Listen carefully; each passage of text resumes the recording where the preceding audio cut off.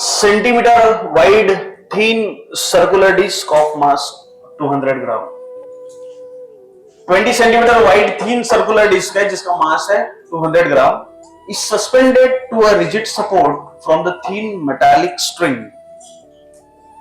एक ये ऐसी डिस्क आपकी, उस डिस्क को, जिस डिस्क का मास दिया हुआ है दैट इज 20 सेंटीमीटर 200 ग्राम और उसका 20 सेंटीमीटर वाइड दिया। अच्छा 20 सेंटीमीटर वाइड का मतलब क्या हुआ? डायमीटर। क्या हो उसका?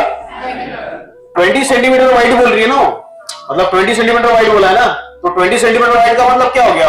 ये उसका वो डायमीटर है। क्या है वो उसका? तो डायमीटर तो रेडियस पता चल जाएगी उससे।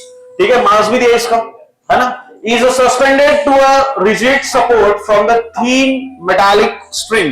एक thin metallic string है जिसको उसको बांध दिया गया है ऊपर से।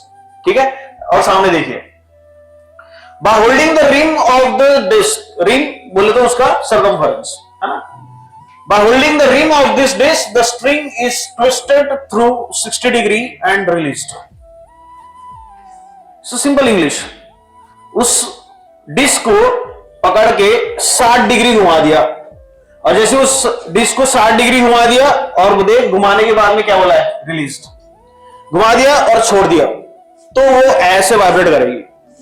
समझ में आ रहा है? और ये कौन सा वाइब्रेशन है? एंगुलर एक्सेलरेशन, एंगुलर एसेशन। कौन सा ये? एंगुलर एसेशन। It now perform the angular oscillation of period 1 second. अब ये परफॉर्म कर रहा है एंगुलर एक्सेलरेशन कितने पीरियड से? 1 सेकेंड से। Calculate the maximum restoring torque generated in the string under the undamped condition। Undamped, damped oscillation पढ़े हम लोग ने? damped oscillation पढ़े, याद है? कुछ ऐसे ऐसे, एक नीचे हम लोग ने वेन लिया, नीचे हम लोग ने कंटेनर लिया था, कंटेनर में लिक्विड भरा था, लिक्विड में हम लोग ने वेन का अटैच की थी, वेन एक ब्लॉक के साथ में अटैच था, अगेन स्प्रिंग के साथ में rigid support and then it perform vibration. इसको हम लोग डैम्प ऑसिलेशन कहते हैं। वो ड्रैग फोर्स वाला लगता है, याद आया?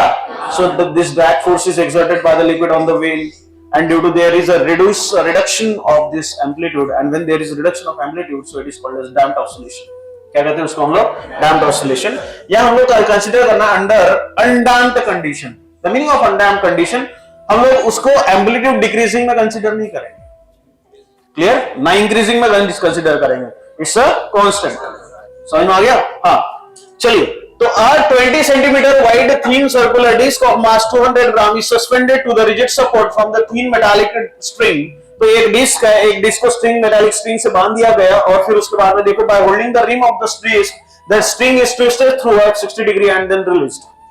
उसको 60 डिग्री से घुमा दिया और उसको छोड़ दिया गया। then it now perform the angular oscillation of the period of 1 second। अब वो angular oscillation परफॉर्म कर रहा है, और जब एंगुलर ऑसिलेशन परफॉर्म कर रहा है तो उसका पीरियड कितना है? 1 second. Calculate the maximum torque generated in the string under undamped condition. So what is the equation for the torque? Torque is directly proportional to the minus of theta. The torque is directly proportional to the minus of, so where theta is angular displacement. Theta क्या है? और theta torque is directly proportional to minus of theta, so the torque is equals to minus c into, so where c is a restoring torque constant, where c is a restoring torque constant। चलिए, तो अगर इसका magnitude form ले लो तो torque is equal to क्या? c into theta हो जाएगा। क्लियर है? तो torque is equal to c into theta, so where theta is what? Angular displacement. ये क्या है आपका? और एंगुलर डिस्प्लेसमेंट क्या? 60 डिग्री दिया है। एंगुलर डिस्प्लेसमेंट कितना है? 60 डिग्री दिया हुआ है। ठीक है, तो theta is equal to pi by 3। Theta कितना? अगर रेडियन में पाई बाय 3 हो जाएगा ना। ठीक है, चलिए अब यहाँ पे देखो, मेरे को टॉर्क निकालना है, तो टॉर्क के लिए मेरे पास में थीटा दिया, ठीक है, बट c है क्या? तो मेरा पहला काम क्या होगा? मेरे को क्या निकालना पड़ेगा? क्या निकालना पड़ेगा? c।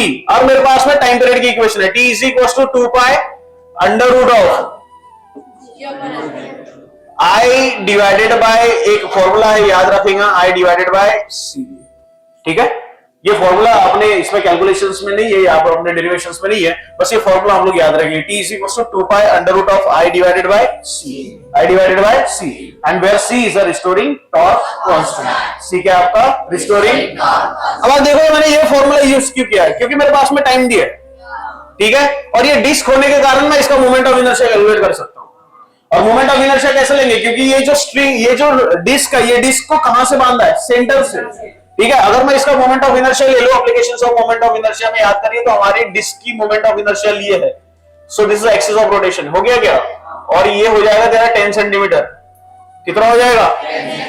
20 सेंटीमीटर वाइड है ना, तो डायमीटर ना उसका, वो तो रेडियस कितनी हो जाएगी? 10 सेंटीमीटर। उसका मास दिया है क्या? नहीं दिया। अबे 20 ग्राम 200 ग्राम क्या है फिर ये मास है ना, तो मोमेंट ऑफ इनर्शिया बोल इसका 1/2 mr²। 1/2 this is disc, this is not ring. If it is ring so it's mr²। ठीक है, तो आई क्या हो जाएगा इधर? I is equal to this 1/2 m। mr² का पूरा अबाउट इज डायमीटर है, ये अबाउट इज सेंटर है ना, अबाउट इज सेंटर है ना, ये डिस्क को ऐसे बांध के रखा है ना, क्लियर? तो ये डिस्क ऐसी घूम रही है ना अबाउट इज सेंटर, तो moment of inertia about is centre लेंगे उसका डिस्क का, तो कितना है? 1/2 mr²। सो अगेन 1/2 m कितना है? 200 ग्राम। ठीक है, मतलब ये हो गया 0.2 और यहाँ पे r², उसका कितना? 10, मतलब 100 इंटू 10 टू द पावर -4। सही है क्या? अरे सही है क्या? ठीक है, ये देखिए 0.1 और 0.1 मल्टीप्लाइड बाय 100 10 कितना हो गया? तो I इज इक्वल टू कितना आ गया? 10 into 10 to the power -4 kg metre square. बोल समझा मोमेंट ऑफ इनर्शिया कैसे कैलकुलेट हुआ है? मैं समझा गया? Just only apply the formula for this uniform disc rotating upon an axis passing through its centre of mass. तो I निकल के आ गया। I मैंने इसलिए निकाला क्योंकि यहाँ I है, समझा गया? अगर यहाँ मेरे पास में आया डायरेक्टली दिया होता तो मैं यहाँ डायरेक्टली पुट करता हूं, मेरे पास में आई दिया है क्या? नहीं। मैंने क्या कर लिया, पहले मोमेंट ऑफ इनर्शिया निकाल लिया और मोमेंट ऑफ इनर्शिया का फॉर्मूला यहाँ पुट करूंगा अभी। तो मेरे को यहाँ से पहले क्या निकालना है? C। क्या निकालना है? C। तो करना क्या पड़ेगा? C तो अंडर रूट के अंदर है, स्क्वायरिंग ऑन बोथ साइड, तो t² is equal to 4π cancel.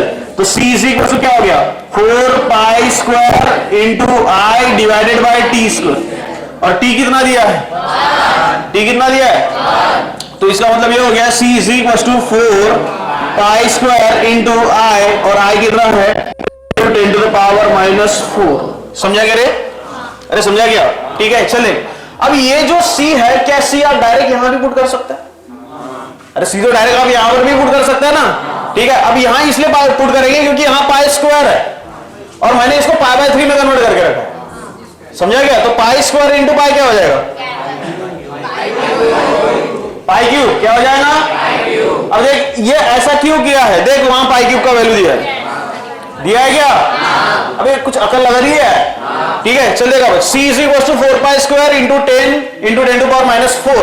Now put this value of C in this torque equation. So what we get? देख फिर से again.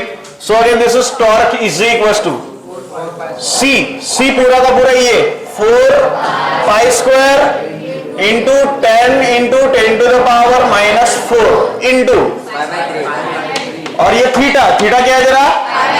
तो यहां आ गया तेरा π/3। ठीक है, देख अच्छे से, तो ये 40 हो गया, ये π³ हो गया। अरे हुआ क्या? So torque is equal to 40π³ into 10 to the power -4 divided by 3। ऐसे ही होगा ना? ठीक है, चलेगी इधर। ये π³ कितना लेना है? दिया ना क्वेश्चन में, π³ कितना लेना है? तो 40 into 31 into 10 to the power -4 divided by 3। ऊपर का मल्टीप्लिकेशन, तो टॉर्क कितना? 1240 divided by 3 into 10 to the power, जल्दी देख 413.